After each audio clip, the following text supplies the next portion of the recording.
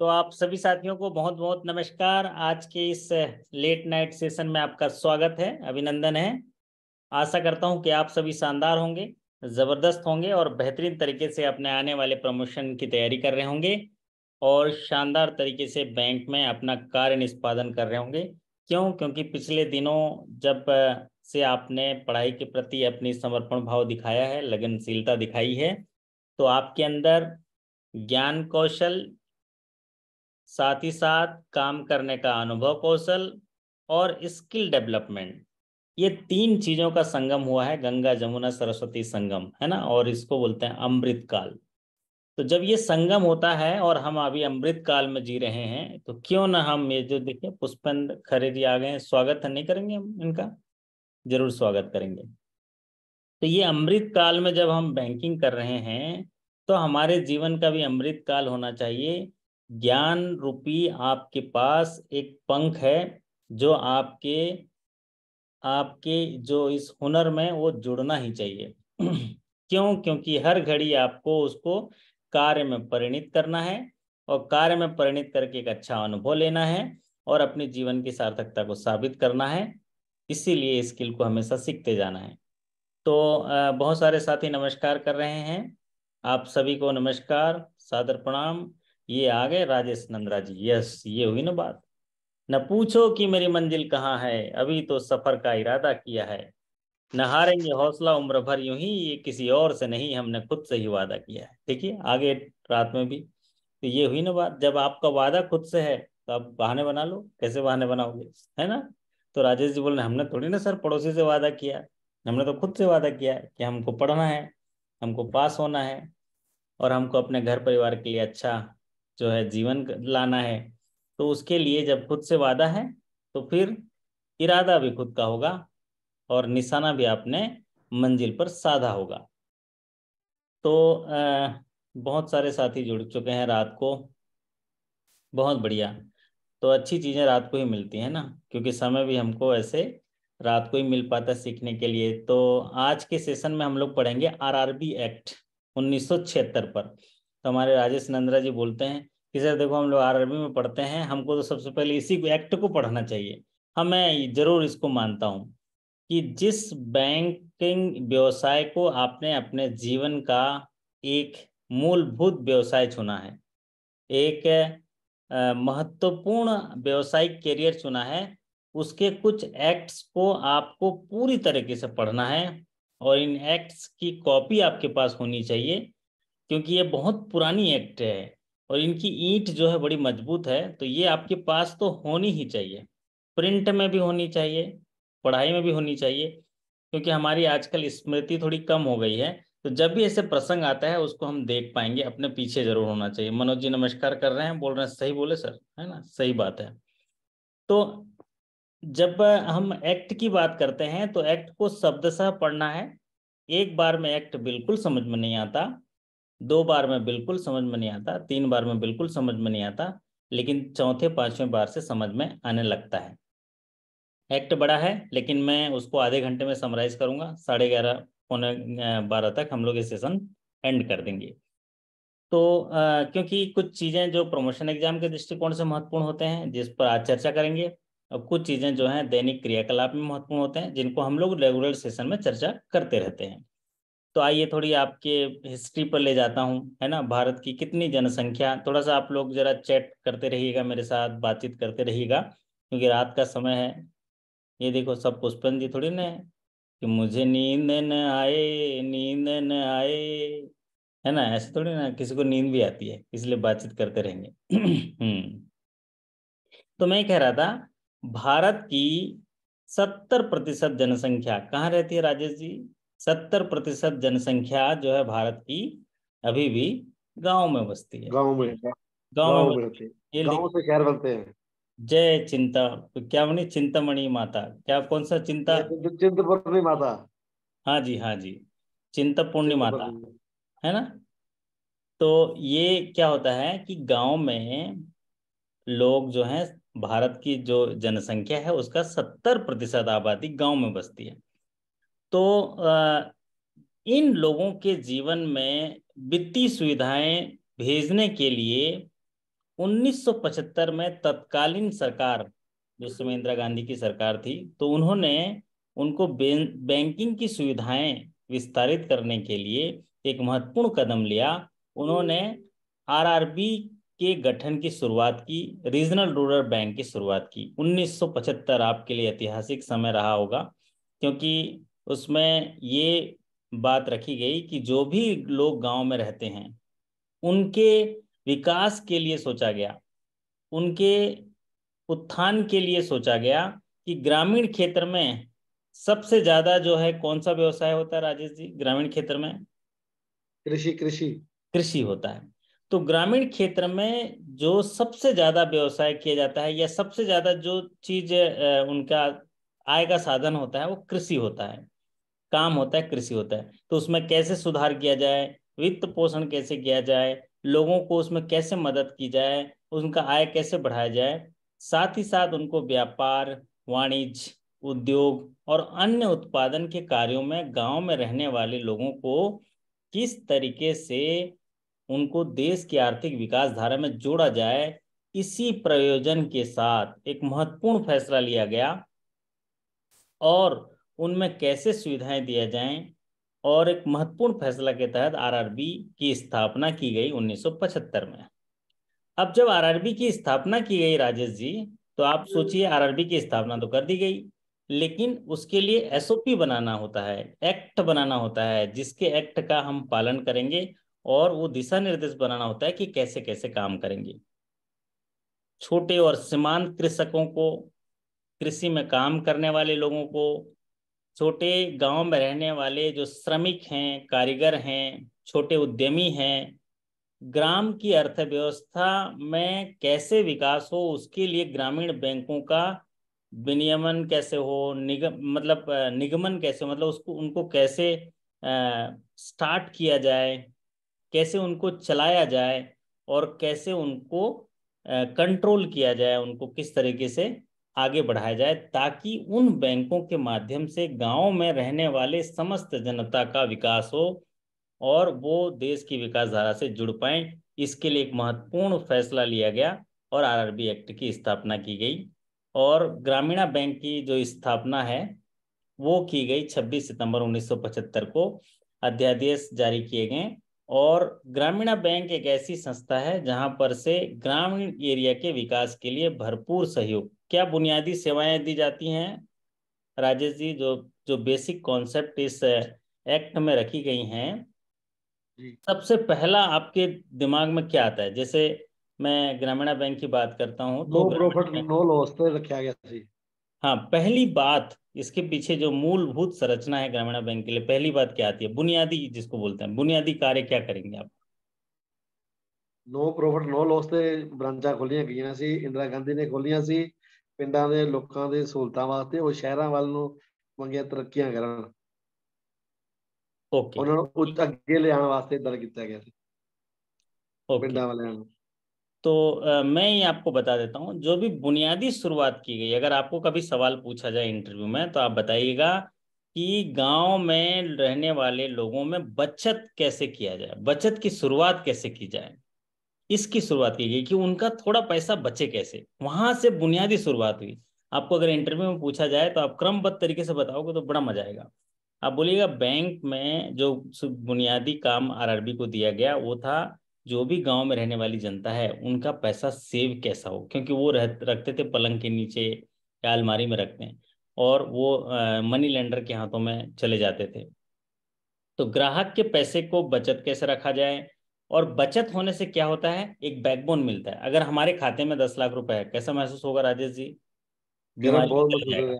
बीमारी भी बिल्कुल। चला जाएगा। कैसे? क्योंकि देखो खाते में पैसा है, जब जरूरत पड़ेगी निकाल लेंगे। तो ये सुरक्षा कितनी बड़ी सुरक्षा है। तो ग्राहक के थोड़े थोड़े पैसे बचा के बैंक में रहेगा और उसमें ब्याज भी मिल रहा है, थोड़ा बढ़ोतरी भी होगा। तो सबसे पहला बुनियादी कार्य था ग्राहक के बचत करने की आदत डालने के लिए। दूसरा है, जब भी ग्राहक को जरूरत पड़े, वो कुछ व्यवसाय करना चाहता है तो उसको वित्त पोषण करना, ये दूसरी बड़ी जरूरत है, जो बैंकिंग की परिभाषा भी है यही, कि जी। अंडर 5B या बैंकिंग रेगुलेशन एक्ट क्या कहता है, ग्राहकों से जमा स्वीकार करना और जरूरतमंद लोगों को ऋण देना। तो यही जो है, पहले बचत करना और फिर उनको व्यवसाय करने के लिए वित्त पोषण करना, पैसे की आपूर्ति देना। तीसरा महत्वपूर्ण कार्य जो ग्रामीण बैंक के जो बुनियादी कार्य में आता है वो है भारत की वित्तीय प्रणाली में, भारत की अर्थव्यवस्था में जो प्रणाली बनाई गई है, जो सिस्टम बनाया गया है, जो इकोनॉमिक सिस्टम बनाया गया है, उसमें जनता का विश्वास हो, उसको प्रोत्साहन देना है। बात समझ में आई तो बोलिए हो। और है ना, भारत की जो इकोसिस्टम है, हाँ इकोनॉमिक जी। सिस्टम है, उसमें गांव के लोगों का भरोसा बढ़े, लोग विश्वास करें और उसको प्रोत्साहित हों, इसके लिए उनको बुनियादी कार्य दिया गया ताकि इसका आपको फाइनेंशियल वित्तीय साक्षरता पहुंचाए, जो अभी भी आप पहुंचा रहे हैं फाइनेंशियल लिटरेसी कैंप के माध्यम से। दूसरा, जो अर्थव्यवस्था का नेटवर्क है उसको समाज के हर वर्ग तक पहुंचाने के लिए कार्य कार्य हो सके। गांव में रह गांव में रहने वाला व्यक्ति भी बैंकिंग के कामकाज कर सके, उस नेटवर्क को बढ़ाने के लिए ग्रामीण बैंक की स्थापना की गई, क्योंकि नेशनलाइज बैंकों की पहुंच वहां तक नहीं थी। ये महत्वपूर्ण बात है। अगला महत्वपूर्ण बात है कि जब भी ग्रामीण बैंक के ब्रांच की स्थापना की जाएगी तो उनका उद्देश्य रहेगा, उनको लक्ष्य दिए जाते हैं। क्या लक्ष्य दिए जाते हैं नवाड़ राजेश जी? मतलब, हाँ जी हाँ जी। Priority sector development, purity priority sector से। सेक्टर डेवलपमेंट, जो कि सीधा सीधा सरकार का मोटो होता है। Priority sector development, priority sector के काम को ग्राहक तक, सरकार के, भारत सरकार के केंद्र से पहुंचने वाले जो भी प्रियोरिटी सेक्टर के काम हैं उनको ग्राहक तक पहुंचाने की जिम्मेदारी है आपके कंधों पे। बोलिए जय हो। जय हो। जय हो, है ना। जय। तो वो वित्तीय सेवाएं उस गांव में रहने वाले लोगों तक पहुंचाने की जिम्मेदारी है। और जो अंतिम बात जो आप कह सकते हैं कि समाज के, गांव में रहने वाले हर एक तबके के लोगों को वित्तीय सेवाएं प्रदान कर उन्हें सामाजिक समानता प्रदान करना। समझ में आया तो बोलिए आहो। बिल्कुल हाँ जी। हाँ सामाजिक जी हाँ। समानता प्रदान करना। आप आज बताइए कैसे भेदभाव होता है। राजेश नंदरा जी बुलेट में चल रहे हैं, है ना, तो वो साइकिल में चल रहा है तो बोलता है देखो उनके पास पैसे है तो बुलेट में चल रहे हैं। अगर वो गांव में रहने वाला जो साइकिल में भी चल रहा है उसको साइकिल का दुकान दे दिए, उनका आय के व्यवसाय बढ़ गया, तो वो भी एक दिन बुलेट में चलेगा। तो एक सामाजिक समानता लाने के लिए और विकसित समाज लाने के लिए ये स्थापना की गई। तो आरआरबी एक वित्तीय संस्थान है जो शानदार तरीके से आपकी जितनी सारी चीजें हमने गतिविधि बताई है, तो इस गतिविधि के तहत ग्रामीण बैंक की स्थापना की गई। और जब स्थापना की गई ग्रामीण बैंक की, तो आप इसमें कुछ कुछ महत्वपूर्ण चीजें हैं जिनको हम लोग इस सेशन में पढ़ेंगे कि क्या वो चीजें हैं जिनसे ग्रामीण बैंक के बारे में हमको जानना चाहिए। तो जब भी हम ग्रामीण बैंक के एक्ट के बारे में जानते हैं तो सबसे पहले जो मैंने चीजें अभी आपको हिंदी में बता दी वही यहाँ पर इंग्लिश में है। रीजनल रूरल बैंक एक्ट 1976 में जो आया, आरआरबी एक्ट 1976, जिसके तहत ये एक्ट क्या करता है कि ग्रामीण बैंक का इनकॉर्पोरेशन कैसे होगा, ग्रामीण बैंक जो है उनका प्रादुर्भाव कैसे होगा, उस चीज को देखता है, उसको डील करता है, उसको रेगुलेट करता है, उसकी निगरानी करता है और उसके विकास के कार्यों को सीधे सीधे देखता है। So this act deals with incorporation of regional rural bank with a view to developing the rural economy. Rural economy को डेवलप करना, इसके लिए रीजनल रूरल बैंक की स्थापना करने के लिए रीजनल रूरल बैंक एक्ट बनाया गया, ताकि गांव में रहने वाले कृषि क्षेत्र में विकास हो सके, उनका व्यापार, उनका उद्योग, उनकी इंडस्ट्री और उत्पादन वाली चीजों में वो योगदान कर पाए, उनमें वित्तीय सेवाएं प्रदान कर पाए। साथ जो है पर्टिकुलरली सीमांत और जो लघु किसान हैं उनको किस तरह से वित्त पोषण दिया जाए, ऐसे लोग जो श्रमिक हैं जिनके पास खेती बाड़ी नहीं है उनको कैसे मदद किया जाए, एग्रीकल्चरल लेबरर हैं, कोई छोटे से काश्तकार हैं, छोटा सा कामगार है, वहां पर छोटा उद्योग व्यापार करने वाला कारीगर है, उसको कैसे वित्तीय सेवाएं दिया जाए, ये पूरा इंफ्रास्ट्रक्चर प्रोवाइड करने के लिए आरआरबी एक्ट की स्थापना की गई थी, जिसके बारे में मैंने आपको डिटेल में बताया। वही चीज यहाँ पर इंग्लिश में लिखी गई जिसके मैंने हिंदी में बता दिया। अब कुछ इंपॉर्टेंट एक्ट हैं जिन्हें आपको इस एक्ट के सेक्शन में आपको पढ़ना होगा, ध्यान रखना होगा। तो रीजनल रूरल बैंक एक्ट 1976।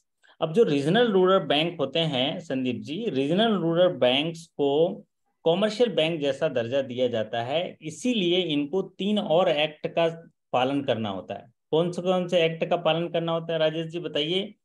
जो रीजनल रूरल बैंक हैं ये, एसएल मेंटेन सीआरआर मेंटेन करनी पैंदी नाल नाल। हाँ, तो रीजनल रूरल बैंक हैं, इनको 3 एक्ट का और पालन करना होता है। एक होता है आरबीआई एक्ट, आरबीआई एक्ट 1934। एक और एक्ट का बहुत ही दृढ़ता के साथ पालन करना होता है, वो होता है बैंकिंग रेगुलेशन एक्ट 1949। और एक एक्ट का पालन करना होता है बहुत दृढ़ता के साथ, जो कोर नेगोशिएबल इंस्ट्रूमेंट एक्ट 1881। तो ये 3 एक्ट का जो है, जो आपका पिलर बोलेंगे, इनको पालन करना पड़ता है आरआरबी को। बाकी तो और भी एक्ट हैं, जैसे इंडियन कॉन्ट्रैक्ट एक्ट हैं, और भी मॉर्गेज के लिए जो भी एक्ट हैं, ट्रांसफर ऑफ प्रॉपर्टी जो डीड्स होते हैं, सारे एक्ट का पालन करना है। बट मूलभूत बैंकिंग में ये 3 एक्ट का पालन करना होता है। तो इस आरआरबी एक्ट 1976 का सेक्शन 1 जो है वो कहता है कि ये एक्ट जो है पूरे भारतवर्ष में लागू होगा। It extend to whole of the country India. तो ये पूरे भारतवर्ष में लागू होगा। ये देखो संदीप जी कौन से कोने से निकल के कहीं और ग्रामीण बैंक में कर रहे हैं, है ना। हमारे साथी जम्मू कश्मीर में भी कर रहे हैं। ये राजेश नंदरा जी देखिए कहाँ पंजाब में करते हैं। तो पूरे जो ये एक्ट है होल ऑफ द कंट्री में काम करेगा।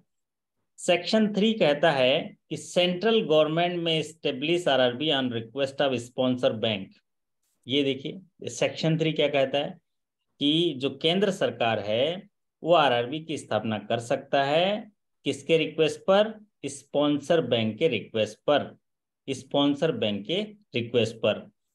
अब आगे इसमें बात कही गई है कि सब्जेक्ट ये होगा कि जो भी स्पॉन्सर बैंक है उस रीजनल रूरल बैंक को पूंजी प्रदान करेगा। क्या प्रदान करेगा? पूंजी प्रदान करेगा, शेयर अपना। हाँ, पूंजी शेयर प्रदान करेगा। दूसरा बात देखो, सेंट्रल गवर्नमेंट क्या करेगा? सेंट्रल गवर्नमेंट तो बोलेगा मैं तो चाहता हूं मेरे देश के हर एक लोगों का विकास हो, लेकिन वो बैंकों पे बोला है कि आपके रिक्वेस्ट पर मैं आरआरबी की स्थापना की परमिशन दूंगा, एस्टेब्लिश करेंगे। ये under section 3 of RRB act 1976 में है। लेकिन आप उस बैंक को पूंजी प्रदान करोगे, कैपिटल दोगे, शेयर उसमें रखोगे, साथ ही साथ वहां काम करने वाले लोगों को ट्रेन करोगे, उनको प्रबंध तंत्र के शिक्षा दोगे, और उनको वित्त पोषण करोगे, उनको वित्त पोषण करोगे पहले 5 साल, जिसे ये बाद में रिमूव कर दिया गया। और the assistant will now continue beyond this duration. अभी शुरू में जब स्थापना की गई तो वहां पर ये लॉ में लिखा गया था कि 5 साल तक ये करेंगे। जब ये अभी क्या किया, अभी लगातार ये पूरे ड्यूरेशन में कंटिन्यू होगा कि वित्त पोषण जब भी जरूरत पड़ेगी बैंक को देंगे, शेयर कैपिटल जो है मैनेज करेंगे, और आपके जो भी काम करने वाले हैं उनको ट्रेनिंग देंगे, साथ ही मैनेजेरियल और फाइनेंशियल असिस्टेंट करेंगे। इसीलिए राजेश नंदा जी आपका बैंक कौन सा है? पंजाब ग्रामीण बैंक स्पॉन्सर्ड बाय पीएनबी। 35% ਸਾਡਾ ਸ਼ੇਅਰ ਹੈ, 50% ਸਾਡਾ ਸੈਂਟਰ ਦਾ ਹੈ, 15% ਸਾਡਾ स्टेट ਦਾ। ठीक है, तो आप देखे होंगे यहाँ पर 35 15। शब्दशः अंडर सेक्शन 3 में क्या कहा है कि शेयर कैपिटल देगा। तो आप शेयर कैपिटल दे रहे हो, 35% share capital Punjab national bank दे रहा है। दूसरा क्या कह रहा है कि उसका मैनेजेरियल जो प्रबंध करेंगे, तो आपका जो चेयरमैन है वो कहाँ के हैं? वो आपके स्पॉन्सर बैंक के होते हैं, sponsor bank Punjab national bank के स्पॉन्सर बैंक के होते हैं। फाइनेंशियल असिस्टेंट, ये सारा जो सेटअप है ये इसी नियम का पालन करता है under section 3 of the RRB act 1976। चलिए आगे बढ़ते हैं। तो अभी तक हम से एक सेक्शन 1 पढ़े। सेक्शन 1 बोलता है होल ओवर इंडिया में काम करेगा। सेक्शन 3 बोलता है कि सेंट्रल गवर्नमेंट आरआरबी की स्थापना कर सकता है बशर्ते स्पॉन्सर बैंक रिक्वेस्ट करे। स्पॉन्सर बैंक के पास शेयर कैपिटल लगाएगा, फाइनेंशियल असिस्टेंस देगा, और वो मैनेजेरियल उसको कैपेसिटी में प्रबंध करेगा, साथ ही साथ ट्रेनिंग वगैरह प्रोवाइड करेगा, पूरा कंट्रोल करेगा, उसकी जिम्मेदारी लेगा। सेक्शन 5 जो है एथराइज्ड कैपिटल की चर्चा करता है कि ग्रामीण बैंक का जो एथराइज्ड कैपिटल है वो 5 करोड़ डिवाइडेड इंटू 5 लैक्स आप fully paid share of 100 rupees each, जो शुरुआत में था, लेकिन ये अमेंड किया गया और अमेंड करके एथराइज कैपिटल 2000 करोड़ तक किया गया। The same should not be reduce below ₹1 crore. तो 2000 करोड़ तक ये एथराइज्ड कैपिटल दिया गया। एथराइज्ड कैपिटल एक ऐसी राशि है जहां पर उसके मैक्सिमम एथराइज्ड कैपिटल 2000 तक हो सकते हैं। तो एथराइज्ड कैपिटल जो है वो ऐसी राशि है जहां पर वो उनके जो एथराइज्ड कैपिटल होंगे उस आरआरबी के, वो 2000 करोड़ तक होंगे। एथराइज्ड कैपिटल का मतलब होता है आपका, पहले 5 करोड़ था एथराइज कैपिटल, लेकिन अब एथराइज कैपिटल का मतलब ये होता है जिसमें वो बैंक एथोराइज्ड होता है अपने बैंक के लिए कैपिटल रेज कर पाए, कैपिटल रेज कर पाए। और ये अमेंडमेंट कब किया, कोई साथी बताएंगे? ये अमेंडमेंट हुआ है 2014 में। कब हुआ है राजेश जी? 2014 में। 2014 14 में कि कोई भी ग्रामीण बैंक मैक्सिमम जो अपना कैपिटल रेज कर सकता है वो 2000 करोड़ तक। पहले ये 5 करोड़ था। और 5 ये करोड़ था। जो है आपको ध्यान रखने वाली बात है, 2000 करोड़ अब ये सेक्शन में किया गया है। और ये कभी भी 1 करोड़ से कम नहीं होगा, ये बात कहा गया है। 1 करोड़ से कम कभी भी नहीं होना चाहिए। चलिए, और मुख्य बात, सबसे मुख्य बात आरआरबी में जो अभी हमारे राजेश नंद्रा जी ने बता दिया कि इम्पोर्टेंट जो बात है इसमें, वो अंडर सेक्शन में इसका जिक्र किया गया। Under section 6 of RRB act 1976 में कहा गया है कि जब भी आरआरबी की स्थापना होगी तो उसके जो इशूड कैपिटल होंगे, उसके जो कैपिटल होंगे, उनका शेयर पैटर्न जो है निम्नानुसार होगा। गवर्नमेंट ऑफ इंडिया का जो शेयर होगा वो 50% होगा, स्पॉन्सर बैंक का जो शेयर होगा 35% होगा, और स्टेट गवर्नमेंट का जो शेयर होगा वो 15% होगा। इसीलिए जिस स्टेट में भी उस ग्रामीण बैंक की स्थापना होगी उस स्टेट गवर्नमेंट का 15% का शेयर होगा। जो भी स्पॉन्सर बैंक उस ग्रामीण बैंक को स्पॉन्सर कर रहा है वो 35% है, और गवर्नमेंट ऑफ इंडिया जो है 50% रहेगा। तो ये शेयर कैपिटल। और सबसे ज्यादा जो पूछे जाने वाला सवाल है वो यही है, आरआरबी एक्ट के तहत यही सवाल पूछा जाता है। हालांकि बहुत कम बार पूछा गया कि कौन से सेक्शन में इसका जिक्र किया गया है। अब तो याद ही हो गया होगा, है ना? कौन से सेक्शन में जिक्र किया गया है नंदरा जी? वो किया गया है अंडर सेक्शन 6। सेक्शन 6।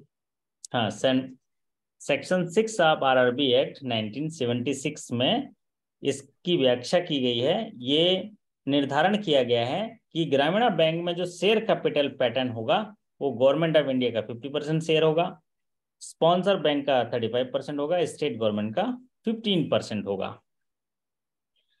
अब जो इसके सब सेक्शन में एक बात कही गई है कि जो रीजनल रूरल बैंक है वो उनके कैपिटल जो है अदर सोर्सेस से भी इकट्ठा कर सकते हैं, जैसे पब्लिक से भी इकट्ठा कर सकते हैं, वो ये बात कही गई है। लेकिन यहाँ पर स्पॉन्सर बैंक और जो गवर्नमेंट का जो हिस्सा है वो शेयर कैपिटल पैटर्न इससे जो बराबर दिया है, इसमें ये बात कही गई है कि इनका शेयर कैपिटल गवर्नमेंट कर सकता है, लेकिन यहाँ पर ये दोनों मिला के जो स्पॉन्सर बैंक और ये गवर्नमेंट ऑफ इंडिया मिला के 51% से ज़्यादा नहीं कर सकता है। ये पब्लिक इशू में ये बात कही गई है। अगर ज़्यादा हो जाएगा तो फिर ये प्राइवेटाइजेशन हो जाएगा, इसलिए ऐसी बात कही जाती है कि जो शेयर कैपिटल पैटर्न है वो 51% से ज़्यादा नहीं होना चाहिए, ये पब्लिक से अगर इशू करेगा तो। चलिए अगली महत्वपूर्ण बात करते हैं इस पर।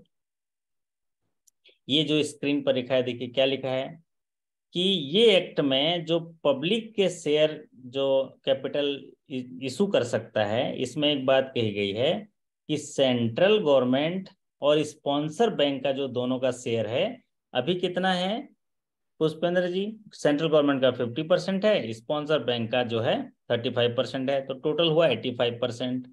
तो ये दोनों का शेयर जो है, ये शेयर जो है 51% से कम नहीं होना चाहिए। अगर 51% से कम हो गया तो फिर तो प्राइवेटाइजेशन हो जाएगा, इसीलिए ये बात कही गई है। Amending act is requiring to mandate the regional rural bank to fix the combined share holding of central government and sponsor bank not to be less than 51%। तो ये 51% से लेस नहीं होना चाहिए, किसका? सेंट्रल गवर्नमेंट और स्पॉन्सर बैंक। क्यों? क्योंकि आपके under section 2 sub section of RRB act 1976 में एक प्रावधान दिया गया है कि जितने भी आरआरबीज हैं वो कैपिटल रेज कर सकते हैं पब्लिक से।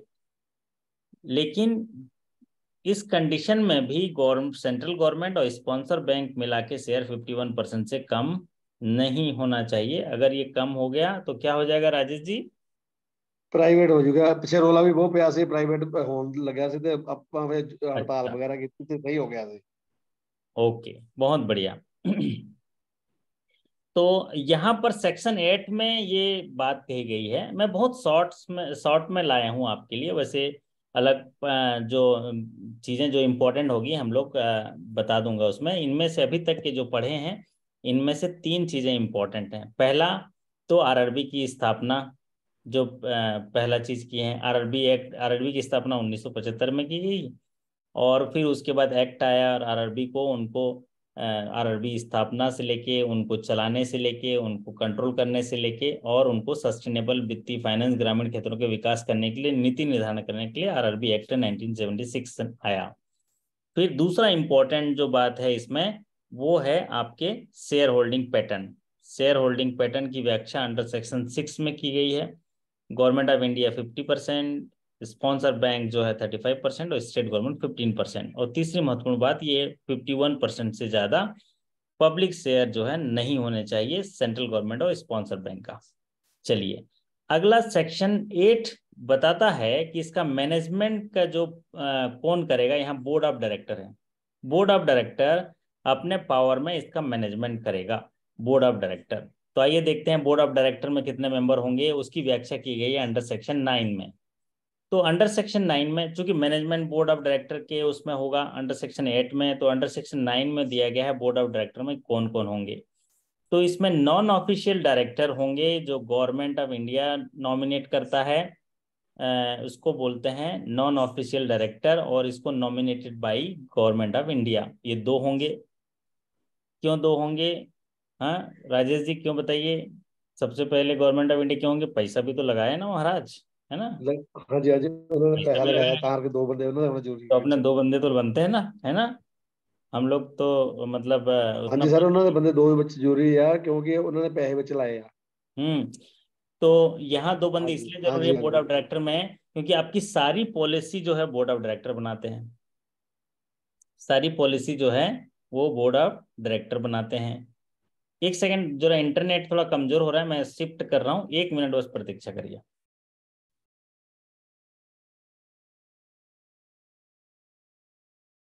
ओके, मेरी आवाज आ रही है Rajesh ji?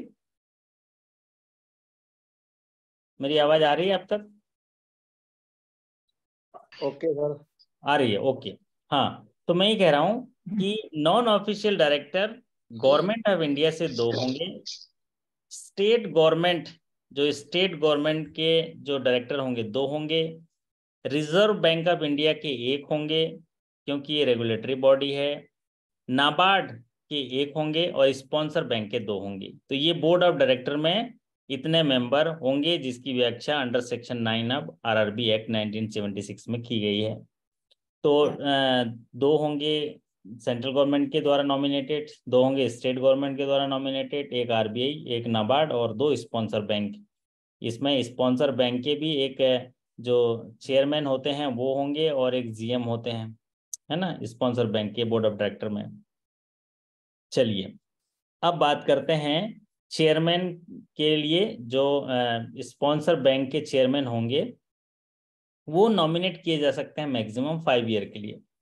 Chairman nominated by sponsor bank for maximum 5 years, 5 साल के लिए ये नॉमिनेट किए जा सकते हैं चेयरमैन। दूसरा महत्वपूर्ण बात है कि ये जो person who is director of one regional rural bank then is not eligible to be on the board of director another such bank. अगर कोई चेयरमैन है वो आपके बैंक में डायरेक्टर है तो दूसरे रूरल बैंक में वो दूसरे बैंक में बोर्ड ऑफ डायरेक्टर में नहीं होगा, एलिजिबल नहीं होगा, ये बात कही गई है। और अगर नॉमिनेशन या उस पर अपॉइंटमेंट की बात कहें तो 5 साल के लिए मैक्सिमम चेयरमैन नॉमिनेट किए जा सकते हैं। Under section 10 of RRB act 1976 में ये बात कही गई है कि as new section 10 replacing earlier is provided, which is saying that the director so the nominated should not hold office exceeding 3 years and should hold office during pleasure of the central government। तो यहाँ पर section 10 में ये introduce किया गया कि जो director है, जो नॉमिनेटेड है, जो डायरेक्टर, वो 3 साल से ज़्यादा नहीं होगा।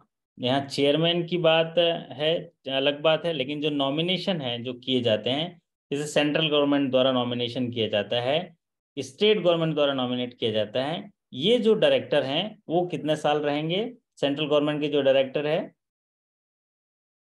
वो 3 साल के लिए होंगे, वो 3 साल से ज़्यादा नहीं नॉमिनेट किए जा सकते हैं। तो ये बात कही गई है।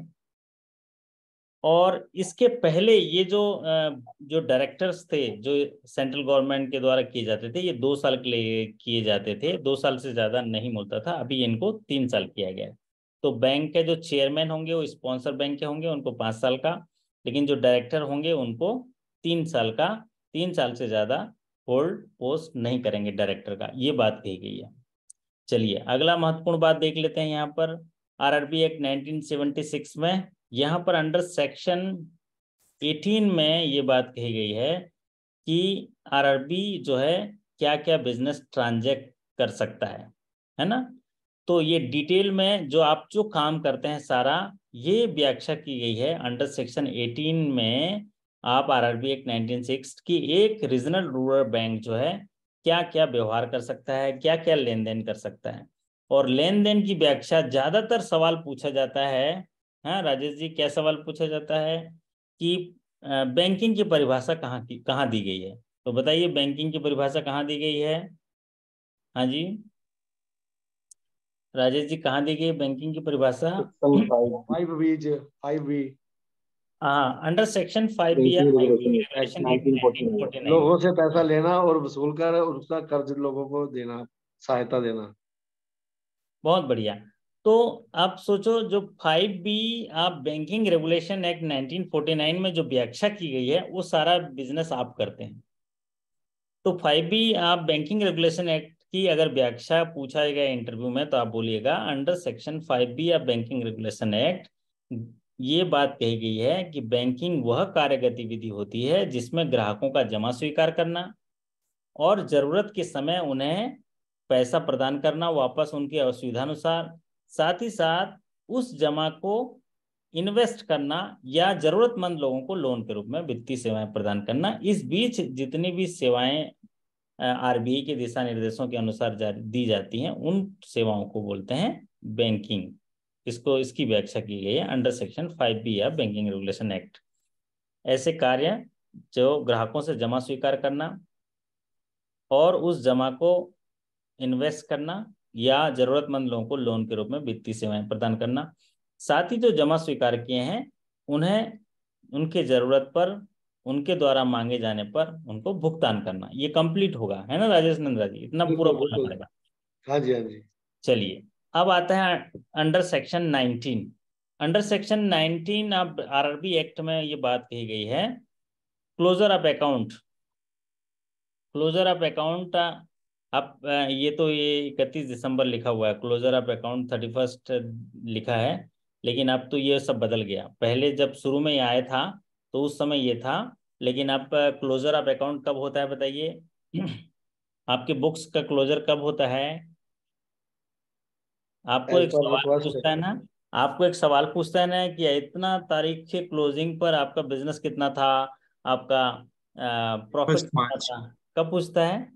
31 मार्च 31 मार्च। लेकिन जब आरआरबी एक्ट की स्थापना की गई थी उस समय ये closure of accounts under section 19 के हिसाब से 31 दिसंबर था। बाद में ये अमेंड किया गया और फिर उसको दिसंबर की जगह 31 ऑफ मार्च लिया गया। ये बात इस एक्ट में की गई है अंडर सेक्शन 19 में। बराबर है? समझ में आया तो बोलिए हो। जी सर। चलिए बढ़िया। तो 18 बोलता है बिजनेस क्या करेंगे, 19 बोलता है आपके अकाउंट का क्लोजर क्या होगा। और आप देखेंगे कि आरआरबी में जितने भी प्रमोशन एग्जाम होते हैं सिर्फ 31 मार्च, और वो भी पिछले साल का पूछता है जो ऑडिटेड आपका गुजर गया हो। जी सर। अभी जैसे मार्च क्लोजिंग हुआ अभी आप लोगों का, लेकिन अभी बैलेंस शीट ऑडिटेड रिलीज नहीं किया आपके बैंक ने। मैं आप लोगों का वेबसाइट देखता रहता हूँ, वहां पर उनके एनुअल रिपोर्ट्स ऑडिटेड नहीं आते हैं। तो ऑडिटेड एनुअल रिपोर्ट्स नहीं आए हैं मतलब प्रमोशन एग्जाम में उसके सवाल नहीं पूछे जाएंगे। जब जी ऑडिटेड एनुअल रिपोर्ट आ जाएगा और अगर 15 दिन के अंदर होता है तो एक पॉसिबिलिटी है कि ताजा फिगर पूछ लिया जाए, क्योंकि आजकल डिजिटल मोड हो गया तो इंसर्ट होने की संभावनाएं रहती हैं।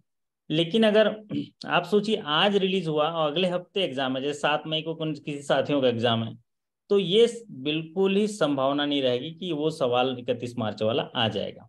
कठिन होगा। 15 दिन कम से कम आपको अगर गेप है, ग्रेस पीरियड है, तो आप ये सोच सकते हैं कि मुझे ताज़ा भी याद रखना है।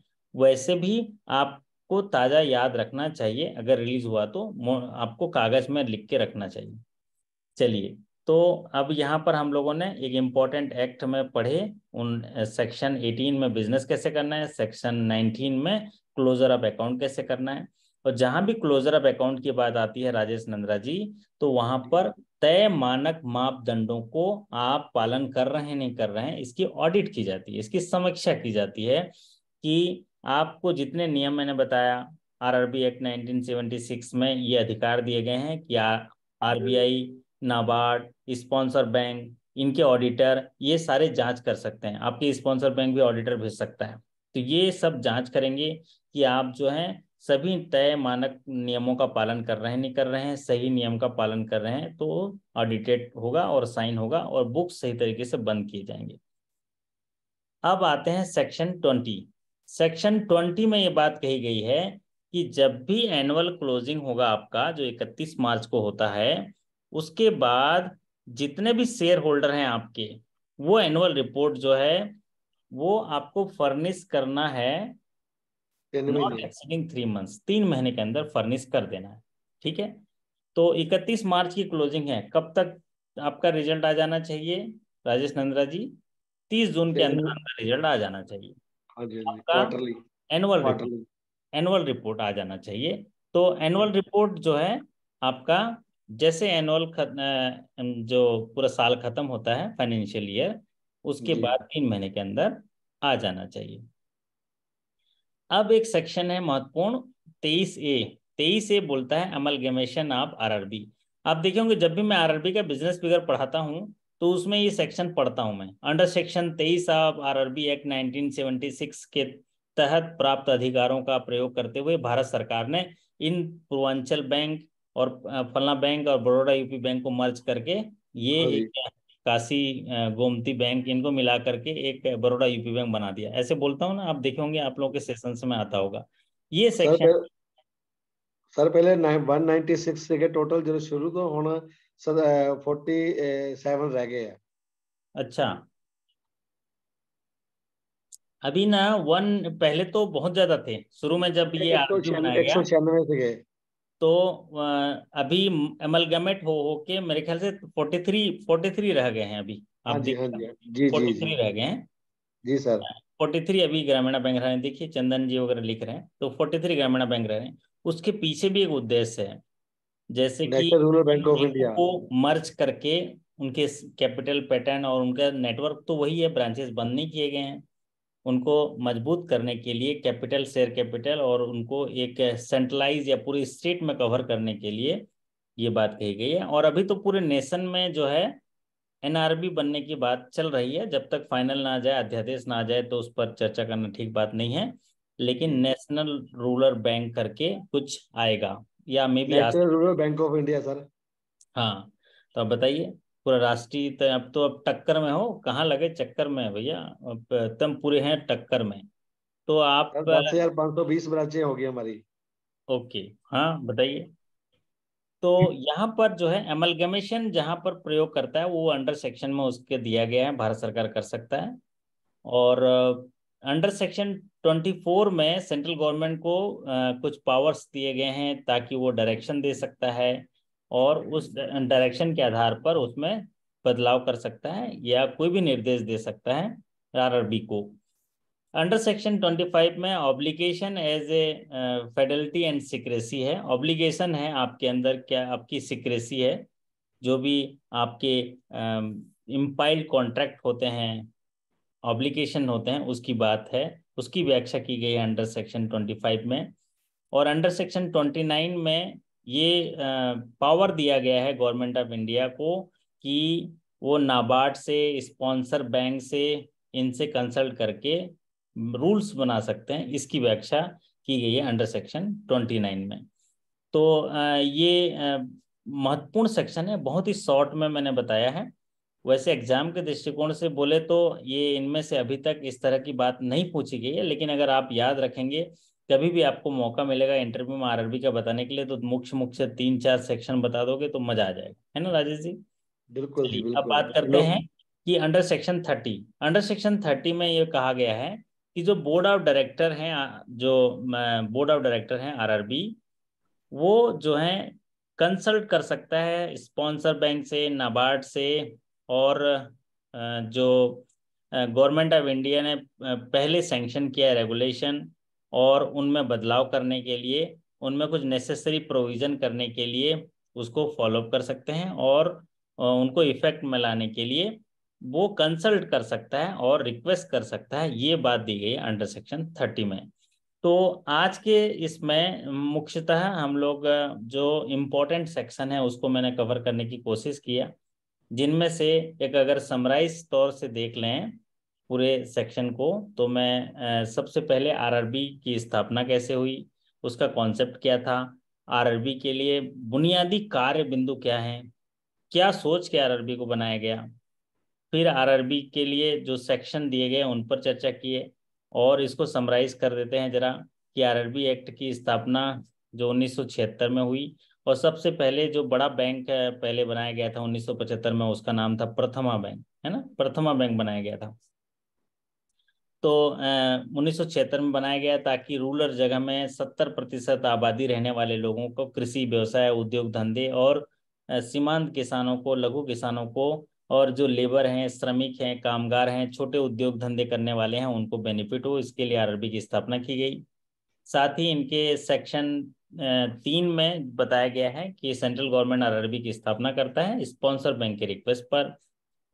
और पहले जब ये आरआरबी बनाया गया था उसमें ये बात कही गई थी कि पहले 5 साल तक जो है ये इनका प्रबंध तंत्र जो है और उनका फाइनेंशियल असिस्टेंट स्पॉन्सर करेगा, लेकिन इसको चेंज कर दिया गया है, उसको रिमूव कर दिया गया। अब बोला है कि इसको स्पॉन्सर बैंक ही नियंत्रित करेगा, इसीलिए अभी एमडी स्पॉन्सर बैंक का रहता है। अंडर सेक्शन 5 में एथोराइज कैपिटल की बात की गई, जिसमें रेज कर सकता है कैपिटल 2000 करोड़ तक।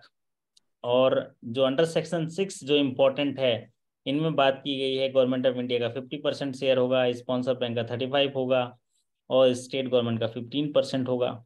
ये बात कही गई है शेयर में। और पब्लिक से भी शेयर इशू रेज कर सकते हैं, लेकिन सेंट्रल गवर्नमेंट और स्पॉन्सर बैंक का किसी भी कंडीशन पे शेयर होल्डिंग पैटर्न 51% से कम नहीं होना चाहिए, दोनों का जोड़ के। सेक्शन 8 में मैनेजमेंट की व्याख्या की गई है। सेक्शन 9 में बोर्ड ऑफ डायरेक्टर की बात कही गई है। और सेक्शन जो 9 में ही चेयरमैन के अपॉइंटमेंट की बात की गई है कि 5 साल के लिए होंगे, दूसरे डायरेक्टर 3 साल के लिए होंगे, ये बात कही गई है सेक्शन 10 में। और सेक्शन 18 में बताया गया है कि आरआरबी क्या बिजनेस करेगा। सेक्शन 19 में बताया गया है कि क्लोजर ऑफ अकाउंट्स कब होंगे, 31 मार्च। सेक्शन 20 में कहा गया है कि एनुअल रिपोर्ट एनुअल क्लोजिंग के 3 महीने के अंदर आ जाने चाहिए। और सेक्शन 24 में कुछ पावर दिए गए हैं सेंट्रल गवर्नमेंट को। सेक्शन 23 में अमलगमेशन का पावर दिया गया है। सेक्शन 29 में रूल्स बनाने का पावर दिया गया है, लेकिन नाबार्ड और स्पॉन्सर बैंक के कंसल्टेंसी से। और सेक्शन 30 में ये बात कहा गया है जो बोर्ड ऑफ डायरेक्टर हैं, क्योंकि बोर्ड ऑफ डायरेक्टर में सारे state government, central government, sponsor bank के जो नॉमिनी डायरेक्टर रहते हैं, तो वो कंसल्ट कर सकते हैं नाबार्ड से और स्पॉन्सर बैंक से, और भारत सरकार से कुछ प्रोविजन मांग सकते हैं, कुछ रेगुलेशन बनाने के लिए रिक्वेस्ट कर सकते हैं, या प्रीवियस कोई रूल्स रेगुलेशन बनाए हैं जो ठीक नहीं है तो उनमें भी सुधार करने के लिए वो नेसेसरी उसको रिक्वेस्ट कर सकते हैं। तो ये था पूरा आरआरबी का जो सेक्शन था आरआरबी एक्ट के बारे में। आशा करता हूं कि ये सेशन देखने के बाद अगर आपसे कोई पूछ ले इंटरव्यू में या कहीं भी जन सामान्य में किसी मंच पर पूछ ले तो आप आरआरबी के बारे में बता सकते हैं। तो चलिए, सारी जिंदगी हम यही सोचते हैं कि यूं ही जिंदगी गुजार देंगे, है ना। क्या जिंदगी गुजार देते हैं, काम ही नहीं करते हैं। कुछ लोग तो ये कहते हैं कि अगर ये कर लिया तो क्या कहेंगे लोग, चार लोग क्या कहेंगे, और लोग क्या कहेंगे, लोग क्या कहेंगे करके हम अच्छा काम भी नहीं करते हैं और बुरा काम भी नहीं करते हैं, कुछ नहीं करते हैं। और आखिरी में आप देखे होंगे जिनके डर में हम लोग कुछ भी काम नहीं करते हैं, अगर आपका अंतिम समय आता है तो वही चार लोग जो हैं खटिया बिस्तर में ले जाएंगे विश्राम गृह और बोलेंगे राम नाम सत्य है, वाह बढ़िया आदमी था यार, है ना। कोई भी इंसान जो है उनकी तारीफ करेंगे। तो आप देखिए, हर एक बंदा जो यहाँ पर एक घायल परिंदा है ना राजेश जी। बिल्कुल बिल्कुल सर। हमें एकदम ज्यादातर जन सामान्य में ये रहता है कि आप के अंदर कुछ आइडिया भी है, कुछ करना भी चाहते हैं, तो आप लगते हैं कि अरे वो क्या कहेगा, वो क्या कहेगा।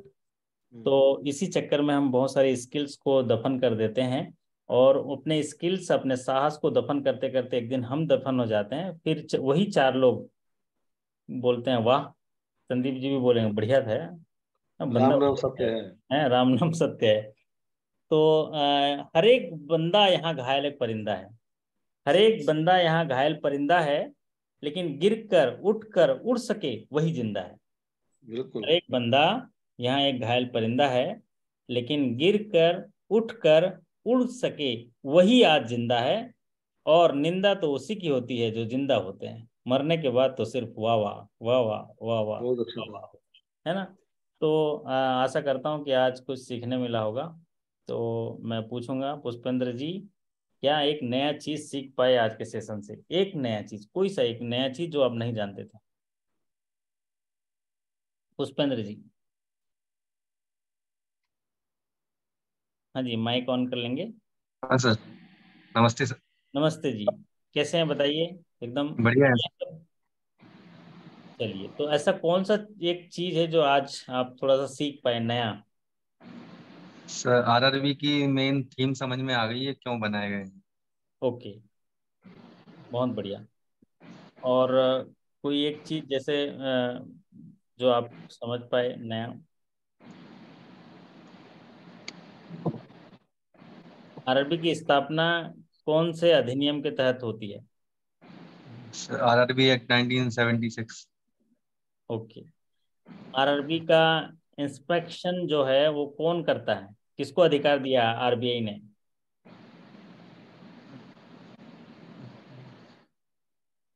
नाबार्ड करता है और नाबार्ड और आरबीआई।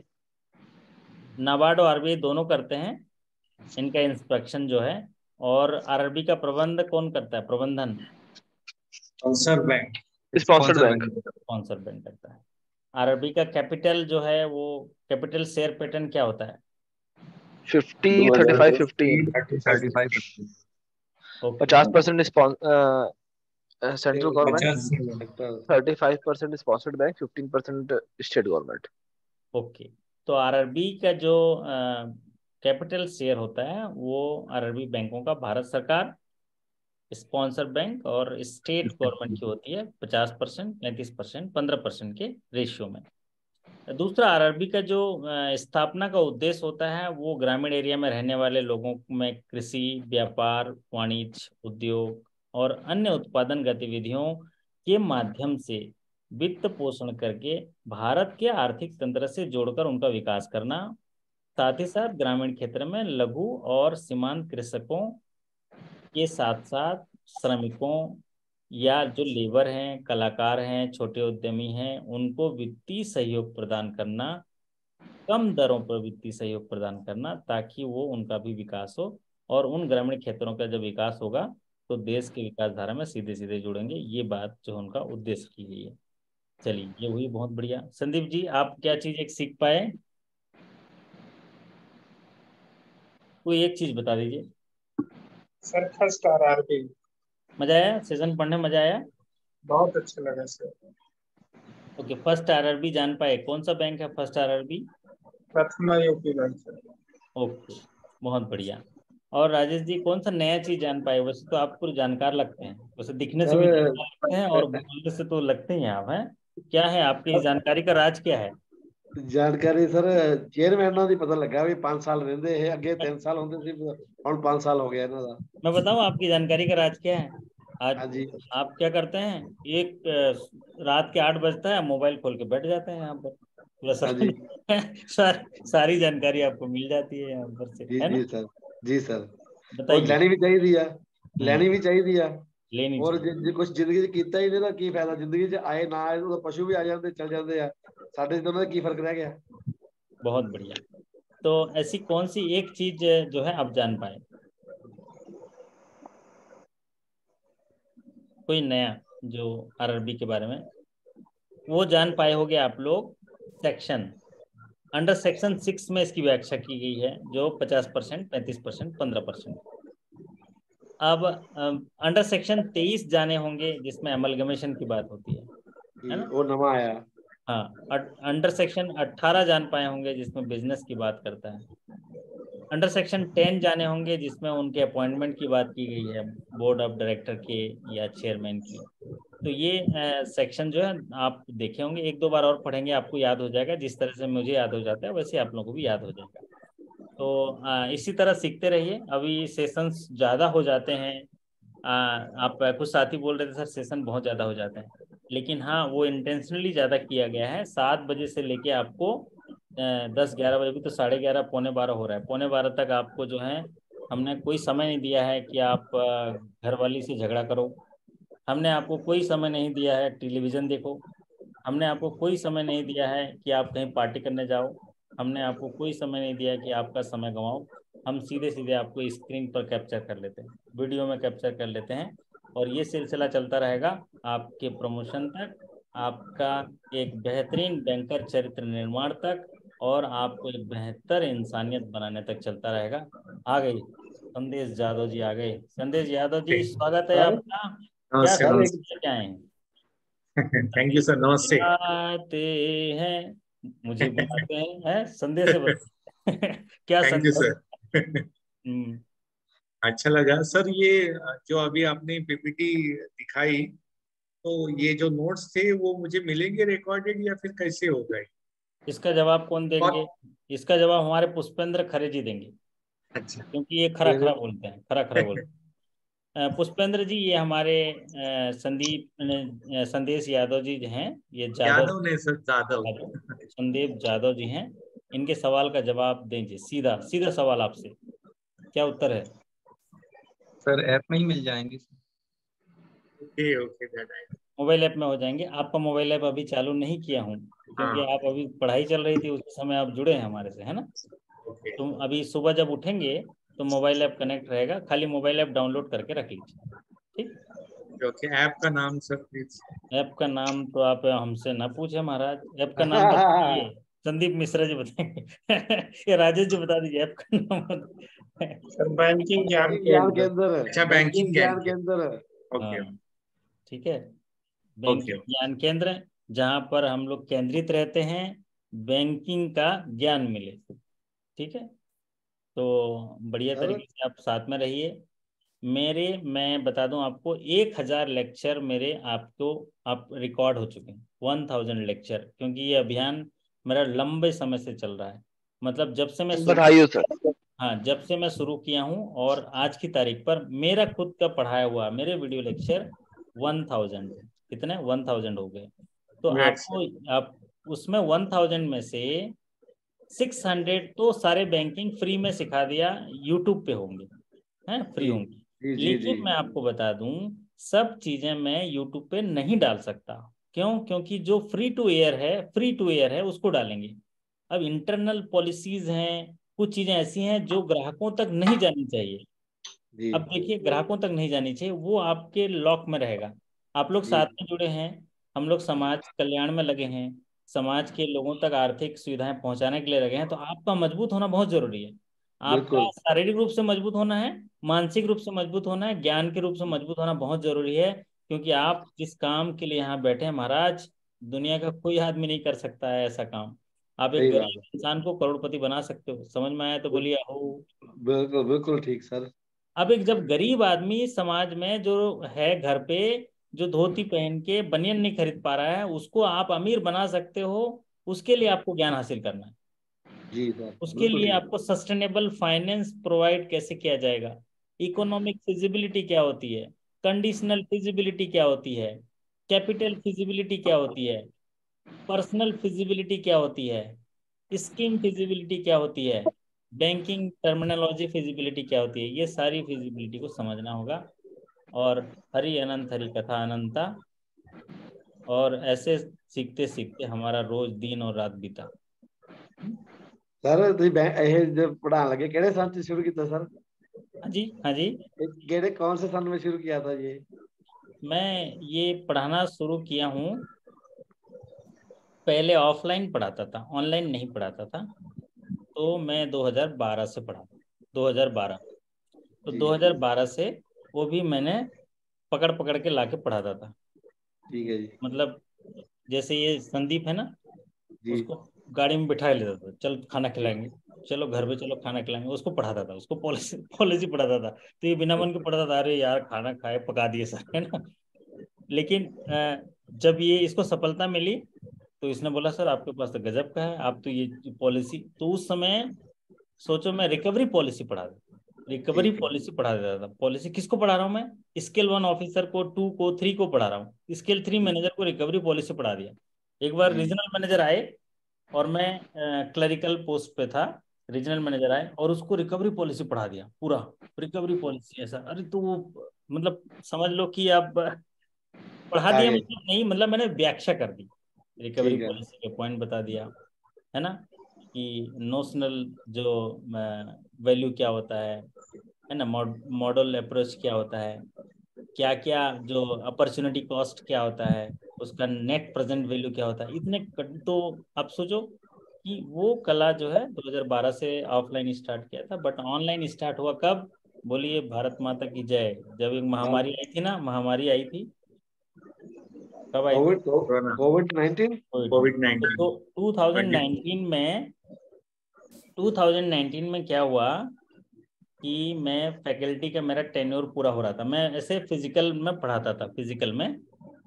तो 2019 से 20 में मेरे को उसका टेन्योर पूरा हो रहा था, जैसे कि 5 साल हो जाता है ना, टेन्योर पूरा हो जाता है ट्रेनिंग जी सेंटर का। जी तो हमारे सब स्टाफ साथी पढ़ने आए थे, सब स्टाफ 100 लोग आए थे, है ना। वो वीडियो भी मैंने रिकॉर्ड करके रखा है, किसी दिन आप लोगों को भेजूंगा। तो जी। उन लोग बोले कि सर आप इतना अच्छा पढ़ाते हो, इतना अच्छा पढ़ाते हो, काश ये रिकॉर्डिंग मिल जाए। हाय ऐसा हाय। आखिरी में जो वैलिडेशन के दिन बोले ये रिकॉर्डिंग मिल जाए। तो मुझे भी लगा, घर आते आते उस दिन सोचता रहा कि यार गजब की बात कह दी मेरे को। तो आप बिलीव नहीं करेंगे, उसके अगले दिन मैं घर पे ही रिकॉर्डिंग किया, वो वही सेशन रिकॉर्डिंग किया जिसके बारे में उन लोग बोले थे।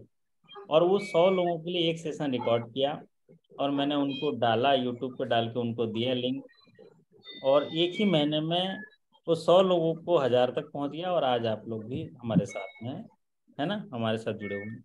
जी तो मैं जान पाया कि जो हमारे पास भगवान ने जो शक्ति दी है, उस शक्ति का उपयोग समाज कल्याण में या एक दूसरे को मदद करने में, आपको मदद करने में लगाते हैं, तो मेरी ऊर्जा जो आती है उसमें भगवान साथ देता है, उन शक्ति का स्रोत भेजता है, ताकि हम लोग इतनी देर रात भी पढ़ लेते हैं और ज्ञान का संगम हो जाता है।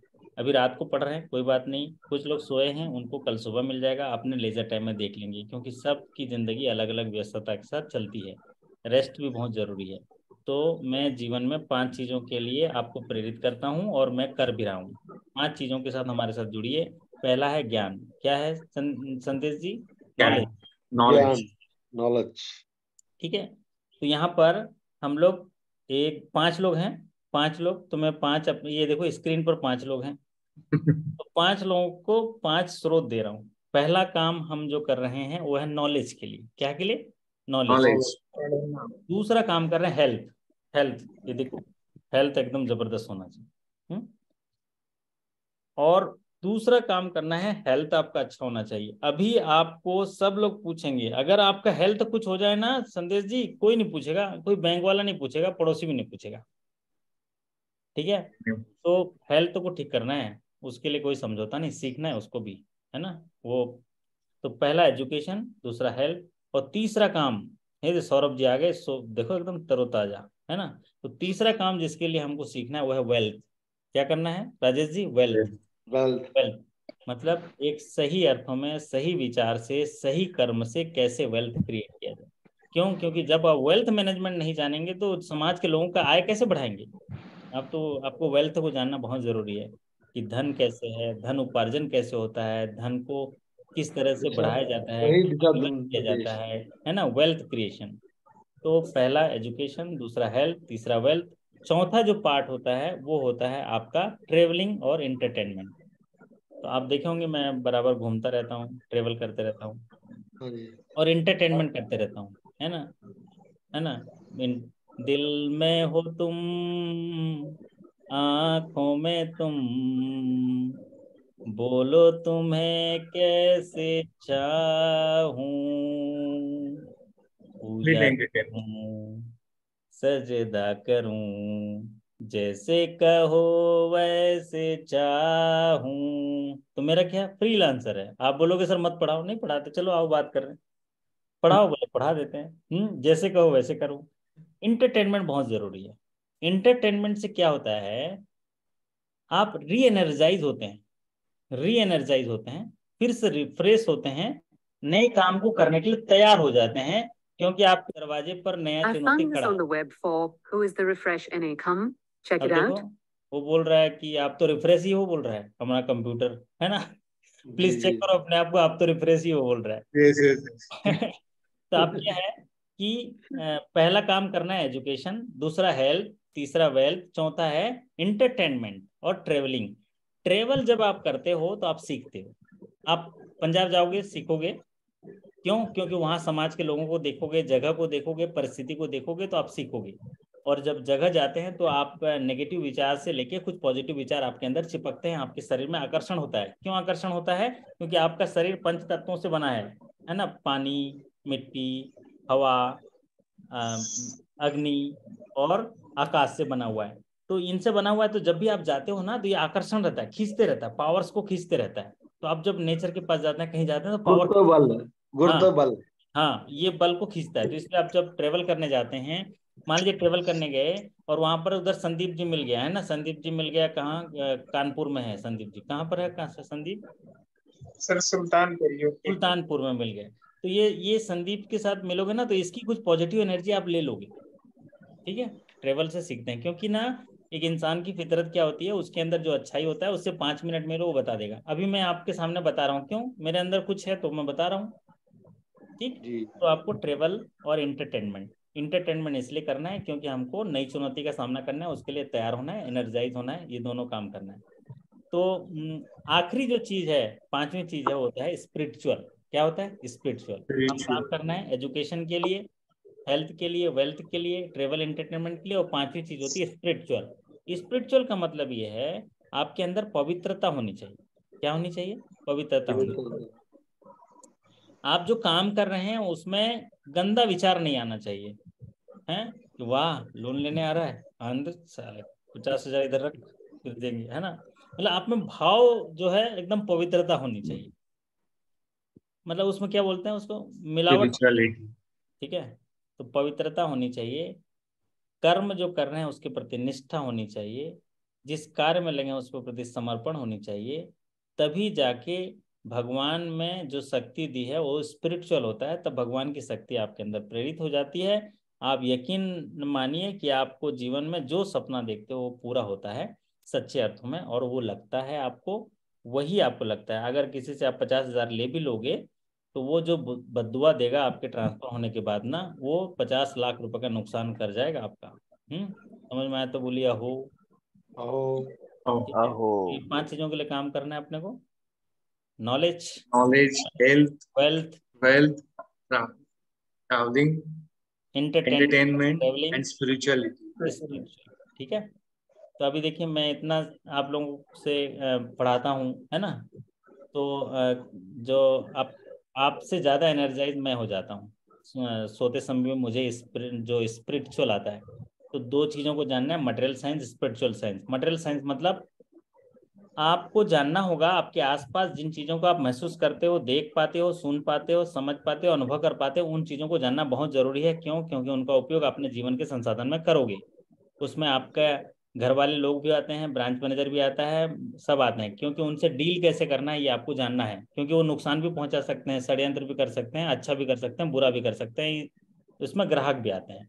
तो आपको मटेरियल साइंस जानना बहुत ज़रूरी है। दूसरा चीज जानना जरूरी है वो है स्पिरिचुअल साइंस। स्पिरिचुअल साइंस ये होता है कि भगवान ने कोई एक देवी शक्ति आपके अंदर दी है ना? बोलिए, समझ में आया तो बोलिए हो। हाँ हाँ जी, हाँ जी। तो भगवान ने एक देवी शक्ति आपके अंदर दी है, आपको उस शक्ति को पहचानना है और उस शक्ति को पहचान के उसकी साधना करना है, उसकी आराधना करना है, उसका रियाज करना है और उसका उपयोग जन सामान्य में करने लग जाओ, आपका जीवन सफल सफल हो गया। बोलिए, समझ में आया तो बोलिए जय हो। जय हो। जय हो। तो इसीलिए हमें हमेशा शक्ति की जरूरत होगी। और देखो, किस्मत से आपको बैंकिंग इंडस्ट्री मिला है जहां पर युद्ध कलाबाजी डेली सुबह पहुंचेंगे, ये लड़ाई लड़ते हैं एकदम, तलवारबाजी भाला वाला सब चलता है। ठीक, तो हमारी जिंदगी में बहुत सीखने की जरूरत है। हम रोज यूं रात को स्क्रीन पर आकर सीख लेते हैं तो दिल को करार मिलता है, वरना जीवन में कहाँ प्यार मिलता है। हम रोज रात को स्क्रीन पर आकर बैठकर सर से कुछ सीख लेते हैं, इसलिए दिल को करार मिलता है, वरना इस बैंकिंग जीवन में कहाँ प्यार मिलता है। अजीब इम्तिहानों का दौर ये जिंदगी है, एक जख्म भरता नहीं कि दूसरा तैयार मिलता है। क्या बात है। वाह। आला आला। तो अभी एक जख्म सुभान भरेगा अल्लाह। दूसरा तैयार सुभान मिलेगा। अल्लाह। सुभान सौरभ अल्लाह। बोला, सही बोल रहे सर, अभी एक क्लोजिंग खत्म हुआ, दूसरा तैयार है। फिर ऑडिट हो गया, दूसरा तैयार है ना? एक मुट्ठी चकला दूजी तैयार, एक मुट्ठी चकला दूजी तैयार। और जब जब आप देखे होगे, जब बैंक में आप काम करते हो तो कैसे करके घर आते हो, भगवान आपके साथ है तभी सही सलामत घर आते हो। कब कौन बिल्कुल। काट दे, किस समय क्या हो जाए, कुछ जानते ही नहीं, कितना रिस्क रहता है। तो आप अच्छे कर्म में लगे हो, इसलिए भगवान के एंजिल आपके साथ में है। तो आपके बहादुरी के लिए मैं बताना चाहता हूँ कि उनके घर दरवाजा है, उनके घर दरवाजा है, लेकिन उन्हें खतरे का अंदाजा नहीं है। हमें खतरे का अंदाजा है, लेकिन हमारे घर दरवाजा नहीं है। दरवाजा नहीं, सही गल, बिल्कुल सही। बिल्कुल। कुछ हमारे घर दरवाजा नहीं है, कुछ भी हो सकता है भैया। हेड कैशियर आपको गिरा सकता है, कुछ भी लफड़ा कर सकता है, मैनेजर फंसा सकता है, मतलब कस्टमर फंसा सकता है, क्या कर सकता है कौन क्या जाने। ठीक है, हाँ, तो बच के चलो। उनके घर दरवाजा है, लेकिन उन्हें खतरे का अंदाजा नहीं। और हमें खतरे का अंदाजा है, लेकिन हमारे घर दरवाजा नहीं। बताओ, कभी भी कोई आ सकता है। इसलिए हमेशा भगवान से प्रार्थना करो, स्पिरिचुअल रहो और सीखते रहो। ज्ञान कौशल, कार्य अनुभव और स्किल, तीन चीजों का संगम है। गंगा जमुना सरस्वती का संगम रखिए और भगवान पर छोड़ दीजिए। डेली रात को सोते हैं उनसे जरा प्रार्थना कर लीजिए। तो अभी हम लोग 2 मिनट प्रार्थना करेंगे। सब रीढ़ की हड्डी सीधी कर लीजिए, रीढ़ की हड्डी सीधी कर लीजिए और दोनों पैर जो है जमीन में टच होने चाहिए, खाली पैर में जमीन में टच हो जाने चाहिए। और ऐसे बैठे रहिए जहां भी, लेकिन दोनों पैर जो है अर्थिंग जैसा होना चाहिए, अर्थिंग अर्थिंग जैसा पैर जमीन पे टच हो जाना चाहिए। और दोनों हाथ जो हैं पैर पर ऐसे पैरेलल ऐसे रख दीजिए, है ना? तो ये पोस्चर है एक्चुअल में अपने आप को रिलीज करने का। ऐसा नहीं रखना है, ऐसा रखना है ना? ऐसा रख लीजिए और पैर जमीन पर है और आंखें बंद कर लीजिए। आंखें बंद कर लीजिए और मैं जो बोलूंगा उसको मन में दोहराइएगा, मन मन में दोहराइएगा। दोनों पैर जमीन पर नीचे रहेंगे, हाथ अपने पैर पर रहेंगे सीधे, और आपकी रीढ़ की हड्डी सीधी होगी और आपका मस्तक सीधा होगा और आंखें बंद होंगी।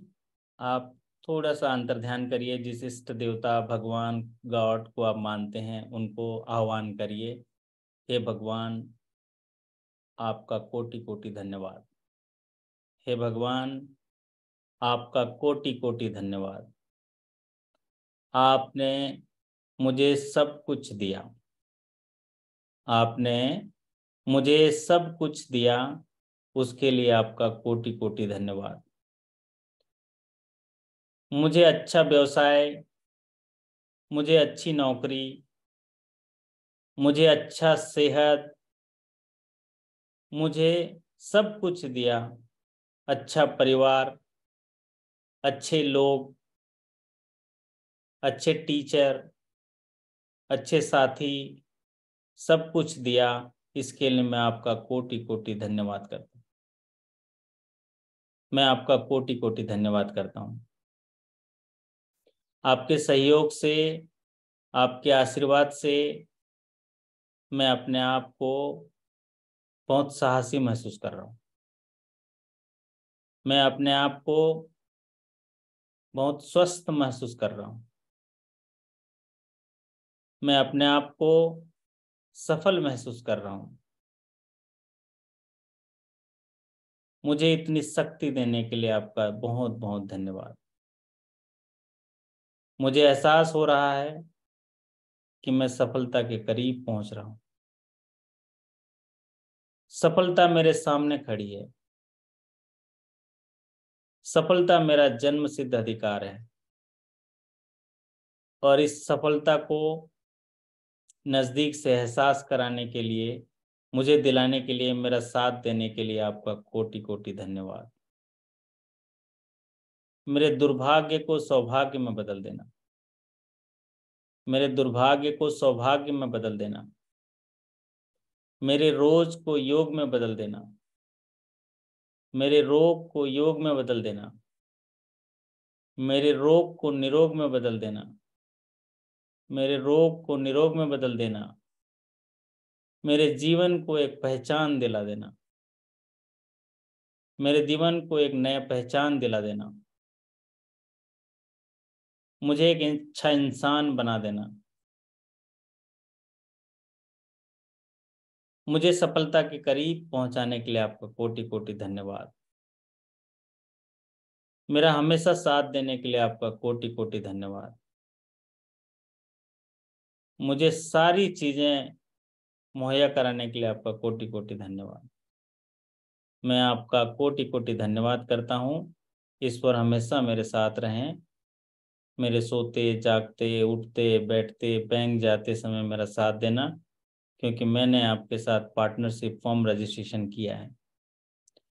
मेरी द्वारा की गई कोई भी कार्य गतिविधि में आप भागीदार बन जाएंगे और आपके द्वारा किए गए सभी कार्यों में मुझे आप भागीदार बना देंगे। हमेशा मेरा साथ देना। हमेशा मेरा साथ देना। और इसके लिए मैं आपका कोटि कोटि धन्यवाद, कोटि कोटि धन्यवाद करता हूँ। अब दोनों हथेलियों को थोड़ा सा घर्षण करिए, रगड़िए और आंखें बंद रखिए। और थोड़ा गर्माहट आए तो आंखों में हल्का सा स्पर्श करते हुए, आसमान की तरफ देखते हुए, आंखें खोलते हुए ईश्वर का धन्यवाद करिए और आनंद की अनुभूति करिए। कैसा लग रहा है संदीप जी? अच्छा लग रहा है? अभी हमने क्या किया? सिर्फ उन चीजों को याद किया जो हमारे पास भरपूर है। उन चीजों को ही अपने आप में स्मरण किया जो हमें चाहिए। उन चीजों को ही हमने यहाँ पर वाचन किया जो हमें चाहिए। हमेशा याद रखिए, वही चीज बोलिए जो आपको चाहिए। वही चीज सोचिए जो आपको चाहिए। वही चीज करिए जो आपको चाहिए और वही मिलेगा जो आप चाहते हैं। समझ में आया तो ताली बजा दीजिए।